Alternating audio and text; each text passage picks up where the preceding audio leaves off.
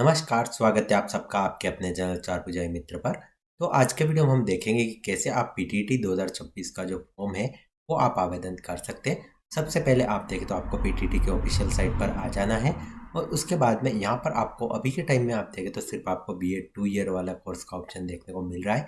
बाद में आपका 4 ईयर वाला बीए बीएड के ऑप्शन भी यहाँ पर चालू हो जाएंगे। तो यहाँ पर आपको 2 ईयर वाला कोर्स करना है। यहाँ पर आप देखें तो आपको इसकी जो इम्पोर्टेंट डेट्स है वो दिख रही है। सबसे पहले इसकी अंतिम जो डेट है, लास्ट डेट आप देखें तो 20 मार्च 2026 रखी गई है। तो इस दिनांक से पहले आपको अपना जो आवेदन है वो कंप्लीट कर लेना है। तो इस यहाँ पर आवेदन करने के लिए आपको 2 ईयर कोर्स पर क्लिक करना है। उसके बाद में आपके सामने इस टाइप का ऑप्शन आ जाएगा, जिसमें आपको यहाँ पर एप्लीकेंट के लिए ऑप्शन मिलेगा, जिसमें आपको फिल एप्लीकेशन फॉर्म और रीप्रिंट एप्लीकेशन फॉर्म। अगर आपको फॉर्म भरना है तो ये वाला ऑप्शन आपके काम आएगा, और अगर आपने फॉर्म भर दिया और उसका प्रिंट आउट निकालना है तो इस वाले ऑप्शन पर क्लिक करके आप इसका प्रिंट आउट निकाल सकते हैं। बाकी मॉडल पेपर और इसके फॉर्म को भरने की पूरी दिशा निर्देश सब कुछ नोटिफिकेशन आपको यहाँ पर देखने को मिल जाएगा। यहाँ पर एग्जाम की जो संभावित तिथि है वो आप देखें तो 14 जून 2026 यहाँ पर जो है संभावित तिथि यहाँ पर रखी गई है। तो इस तिथि तक आपका जो एग्जाम है वो करवा दिया जाएगा। तो फॉर्म भरने के लिए आपको फिल एप्लीकेशन फॉर्म पर क्लिक करना है। उसके बाद में यहाँ पर एक नोटिफिकेशन आएगा, इसको ओके करके आगे क्लिक करना है। यहाँ पर आप देखें तो सबसे पहले आपको कुछ बेसिक डिटेल डालनी होगी। सारी डिटेल आपको 10th की मार्कशीट के अनुसार डालनी है। सबसे पहले कैंडिडेट का नाम आ जाएगा, उसके फादर नेम आ जाएगा, उसका मदर नेम आ जाएगा और उसकी डेट ऑफ बर्थ आ जाएगी। तो ये चीज़ आपको ध्यान देनी कि ये सारी चीज़ें आपको अपनी 10th की मार्कशीट के हिसाब से ही डालनी है।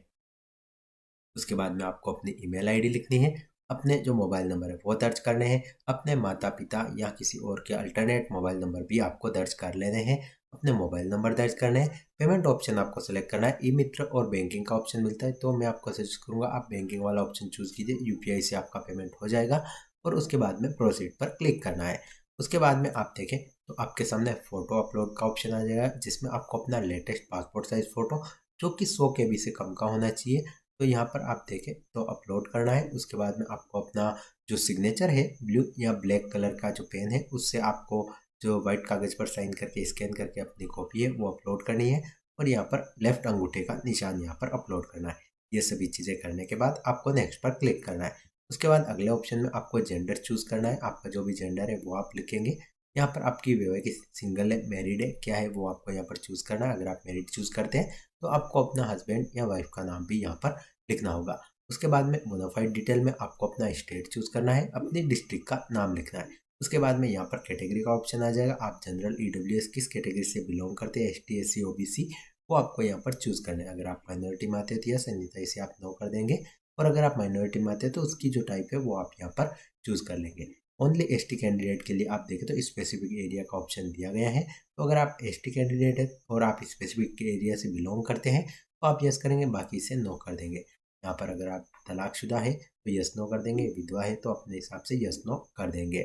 अगर आप डिफेंस का कुछ है आपके पास, या फिर फिजिकल हैंडीकैप है 40% से ज़्यादा का, मतलब मिनिमम 40 तो होना ही चाहिए, तो आप यहाँ पर भर सकते हैं। बाकी विकलांगता का यहाँ पर आपको कुछ यहाँ पर सारी चीज़ें नो नो रहने देनी है और आगे आ जाना है। यहाँ पर आप देखें तो आपको अपना एड्रेस लिखना है पूरा, और एड्रेस के साथ में आप देखें तो यहाँ पर आपको अपना स्टेट चूज़ करना है, डिस्ट्रिक्ट का नाम लिखना है। यहाँ पर आपको अपनी तहसील चूज़ कर लेनी है, पिन कोड नंबर डालना है और अपने पोस्ट ऑफिस का नाम लिखना है।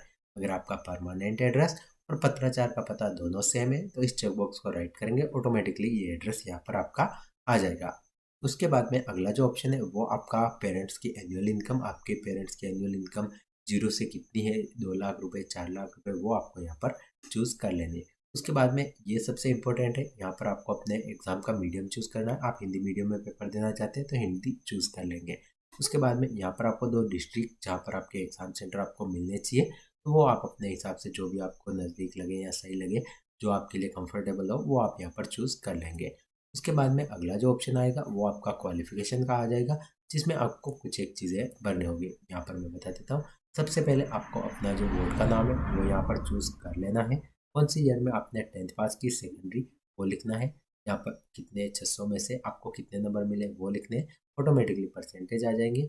आप अपने 10th के इनरोलमेंट नंबर, सर्टिफिकेट नंबर यहाँ पर लिख देंगे। उसके बाद में 12th में भी सेम टू सेम आपको करना है। यहाँ पर आपको अपना बोर्ड का नाम चूज़ करना है। यहाँ पर आपको ईयर चूज़ करना है, यहाँ पर मैक्सिमम कितने नंबर थे, कितने प्राप्त हुए और सीरियल नंबर लिख देंगे। ये जो ऑप्शन है अगला वाला, ये ग्रेजुएशन वालों के लिए, जिसमें कि आपका बीए अगर चल रहा है तो आप अपीयरिंग से फॉर्म भर सकते हैं, और अगर आपका कंप्लीट है तो पास्ट वाले ऑप्शन भी यहाँ पर अवेलेबल है। अगर आप यहाँ पर अपीयरिंग करते हैं तो आपको अपनी फैकल्टी जैसे कि आर्ट्स है और बीए है तो वो आपको चूज़ करना है, और उसके बाद में यहाँ पर आपको सिर्फ अपनी जो यूनिवर्सिटी है उसका नाम चूज़ करना है, कौन सी ईयर है वो आपको चूज़ करना है, तो 2026 आपका बेसिकली आ जाएगा। और अगर आप पास्ट है तो आपको अपनी जितनी भी डिटेल है वो आपको यहाँ पर फिलअप करनी होगी, कितने में से कितने नंबर मिले हैं, कौन सा एग्ज़ाम पास किया, वो सारी चीज़ें। अगर आप पोस्ट ग्रेजुएशन का आपके पास है कंप्लीट तो पास कर सकते हैं, और अगर आप पोस्ट ग्रेजुएशन के लिए अपीयरिंग है तो अपीयरिंग कर सकते हैं, और नॉट एप्लीकेबल है तो नॉट एप्लीकेबल आपको ऑप्शन देखने को मिल जाएगा। ग्रेजुएशन आपका कंप्लीट होना चाहिए या फिर आपका अपीयरिंग होना चाहिए फाइनल ईयर का, तभी आप इसे फॉर्म को फिलअप कर पाएंगे। तो ये आपको अपने हिसाब से फिलअप कर लेना है। उसके बाद में बैंक डिटेल्स का ऑप्शन आ जाएगा, यहाँ पर आपको अकाउंट होल्डर का नाम लिखना है, अपने बैंक का आईएफएससी कोड लिखना है। उसके बाद में सर्च पर क्लिक करेंगे, ऑटोमेटिकली बैंक का नाम और उसका ब्रांच का नाम ऑटोमेटिकली आ जाएगा। उसके बाद में यहाँ पर आप देखें तो अपने जो अकाउंट नंबर है वो लिखना है, अकाउंट नंबर को वापस लिख के कंफर्म करना है। यहाँ पर आप देखें तो आपको अपनी जो बैंक की एक पासबुक या जो कैंसिल चेक है उसकी एक जो सही फोटो है जेपीजी इमेज 100 केबी के अंदर आपको यहाँ पर अपलोड करनी। पासबुक का आप फोटो अपलोड कर सकते हैं, आपको कोई दिक्कत नहीं आएगी। उसके बाद में यहाँ पर जितने भी घोषणा पत्र दिए गए हैं तो इन सभी चेकबॉक्स को आपको यहाँ पर राइट राइट करके आगे बढ़ना है, और उसके बाद में यहाँ पर सबसे नीचे सेव एंड प्रोसीड पर क्लिक कर लेना है। उसके बाद में यहाँ पर आपकी फ़ीस आ जाएगी, और इस वाले चेकबॉक्स को राइट करना है, और यहाँ पर आपको अपनी जो फीस है वो पेमेंट कर लेनी है। जैसे आपका पेमेंट कंप्लीट होगा आपके फॉर्म का प्रिंट आउट आपको मिल जाएगा। काफ़ी आसान प्रोसेस है, घर बैठे कर सकते हैं। कोई सवाल या कोई कंफ्यूजन है तो कमेंट करें, हम आपकी हेल्प करने की पूरी कोशिश करेंगे। उम्मीद करूंगा छोटा सा वीडियो था आपको ज़रूर पसंद आया होगा। मिलते हैं नेक्स्ट वीडियो में। इस वीडियो में इतना ही। वीडियो देखने के लिए आपका बहुत बहुत धन्यवाद।